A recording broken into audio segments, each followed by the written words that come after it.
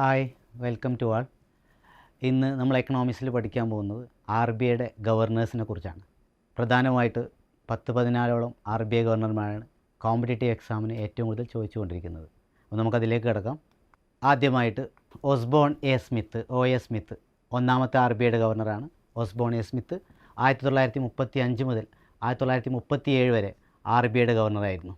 രണ്ടാമത്തത് James ബ്രേറ്റ് Taylor എന്നറിയപ്പെടുന്ന 1937 മുതൽ 1943 വരെ RBIയുടെ ഗവർണറായിരുന്നു. ആദ്യമായി നോട്ടിൽ ഒപ്പിട്ട ഗവർണറായിരുന്നു ജെയിംസ് ബി ടൈലർ. മൂന്നാമത്തെ നോക്കാം, CD ദേശ്മുഖ്. ആരാണ് CD ദേശ്മുഖ്? 1943 മുതൽ 1949 വരെ RBIയുടെ ഗവർണറായിരുന്നു. ഒന്നാമത്തെ പ്രത്യേകത. രണ്ടാമത്തെ, ഇന്ത്യക്കാരനായ ആദ്യത്തെ RBIയുടെ ഗവർണറായിരുന്നു. ആദ്യമായി നോട്ടിലൊപ്പിട്ട ആദ്യ ഇന്ത്യക്കാരനായ ഗവർണർ. അതേപോലെ തന്നെ 5 തവണ തുടർച്ചയായിട്ട് ബജറ്റ് അവതരിപ്പിച്ച ഇന്ത്യക്കാരനാണ് CD ദേശ്മുഖ്. നാലാമത്തത് ബെനഗൽ രാമറാവു. ബെനഗൽ രാമറാവു 1949 മുതൽ 1957 വരെ RBIയുടെ ഗവർണറായിരുന്നു. ഏറ്റവും കൂടുതൽ കാലം ലോങ്ങസ്റ്റ് സേവിങ് RBI ഗവർണറാണ് ബെനഗൽ രാമറാവു. നാലാമത്തെ RBI ഗവർണറായിരുന്നു. അടുത്തത് LK ജ, ലക്ഷ്മികാന്ത് ജ, എട്ടാമത്തത്. 1967 മുതൽ 1970 വരെ RBIയുടെ ഗവർണറായിരുന്നു. എന്താണ് പ്രത്യേകത? ബാങ്ക് ദേശസാൽക്കരണ സമയത്ത് ആദ്യമായിട്ട് ബാങ്ക് ദേശസാൽക്കരിച്ചത് 1969 ജൂലൈ 19 ആ സമയത്ത് നമ്മുടെ ഗവർണറായിരുന്നു ലക്ഷ്മികാന്ത് ജ. അടുത്തതാണ് 14ാമത്തെ RBIയുടെ ഗവർണറായിരുന്നു IG പട്ടേൽ. 1977 മുതൽ 1982 വരെ RBIയുടെ ഗവർണറായിരുന്നു IG പട്ടേൽ. എന്താണ് പ്രത്യേകത? ആദ്യമായി ഇന്ത്യയിൽ സ്വതന്ത്ര ഇന്ത്യക്ക് ശേഷം നോട്ട് നിരോധന സമയത്ത് RBIയുടെ ഗവർണറായിരുന്നു. 3 തവണ നോട്ട് നിരോധിച്ചിട്ടുണ്ട്.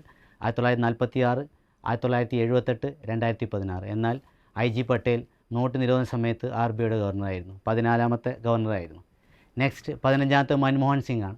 1982 മുതൽ 1985 വരെ RBIയുടെ ഗവർണറായ ശേഷം ധനകാര്യമന്ത്രിയായ ശേഷം ഇന്ത്യയുടെ പ്രധാനമന്ത്രിയായ വ്യക്തിയായിരുന്നു.